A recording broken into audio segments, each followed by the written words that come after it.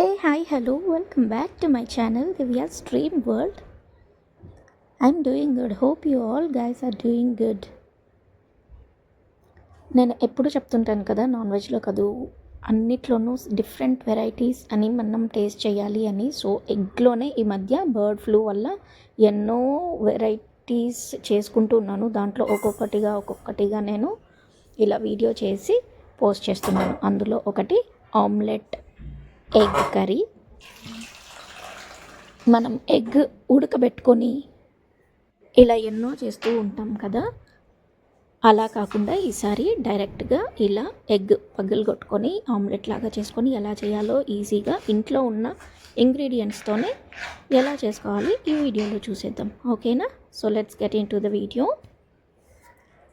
First of all, vegetables అనేది మన wish అండి, ఏదైనా తీసుకోవచ్చు, బట్ అన్నీ తినే విధంగా ఉండాలి and person to person taste అనేది ఉంటుంది. సో నా టేస్ట్ ప్రకారంగా just simple onions, tomatoes, coriander, curry leaves ఇవి మాత్రమే తీసుకున్నాను. లేదు ఇంకా హెల్దీ వర్షన్లో కావాలంటే క్యాప్సికమ్, క్యారెట్ కూడా వేసుకోవచ్చు, మన ఇష్టం అది. అందులో మష్రూమ్స్ కూడా వేసుకోవచ్చు, బట్ నేనైతే అవేవి వేయలేదు. యాజ్ యూ విష్, మీకు నచ్చితే అది వేసుకోండి. సో నేను సింపుల్ వర్షన్లో చేసేస్తున్నాను. ఫస్ట్ అయితే ఒక కడాయి తీసుకొని 2 ఎగ్స్ ఇలా బ్రేక్ చేసుకొని దాన్ని ఆమ్లెట్ లాగా వేసేసుకోండి. ఆమ్లెట్ ఎప్పుడు సిమ్లోనే పెట్టుకొని వేయడానికి ట్రై చేయండి. వై? బికాజ్ హై ఫ్లేమ్లో పెట్టేస్తే కిందంతా మాడినట్టుగా అయిపోతుంది. సో తినేటప్పుడు కొంచెం రోస్ట్ అయ్యే స్మెల్ అలా వస్తుంది కాబట్టి మనకు మంచిగా అనిపించదు. సో సిమ్లో పెట్టి చేయండి. అండ్ పైనుంచి కాస్తలా కారం, ఉప్పు స్ప్రింకిల్ చేయండి.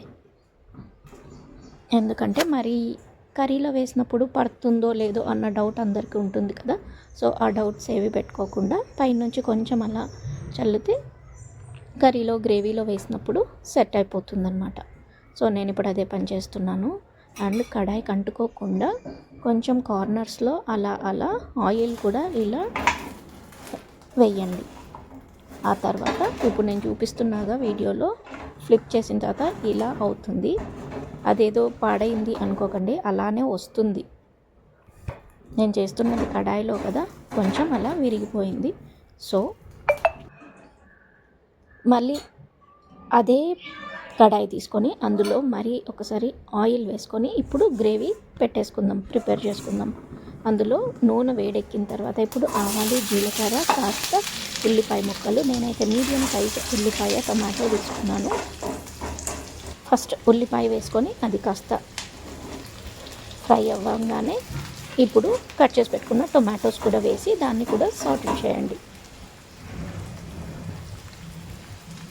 అలా సాట్ చేయగానే కాసేపటికి కరివేపాకు వేయండి. అవి కుస్త వేగాయన్నాక ఇప్పుడు స్పైసెస్ అన్నీ ఒకదాని తర్వాత ఒకటి వేసేసుకుంటూ వచ్చేయండి. ధనియాల పొడి, పసుపు, కారం, కుదిరితే మీకు ఇష్టమైతే గరం మసాలా కూడా వేయండి.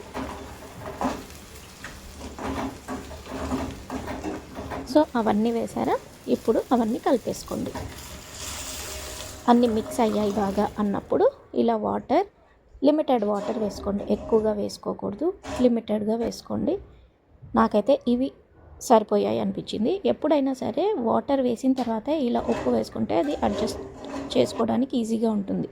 ముందుగా వేసుకుంటే అది ఒక్కొక్కసారి సెట్ అవుతుంది వంటల ఎక్స్పీరియన్స్ ఉన్న వాళ్ళకి. ఫస్ట్ బిగినర్స్కి అయితే అంత తెలియకపోవచ్చు.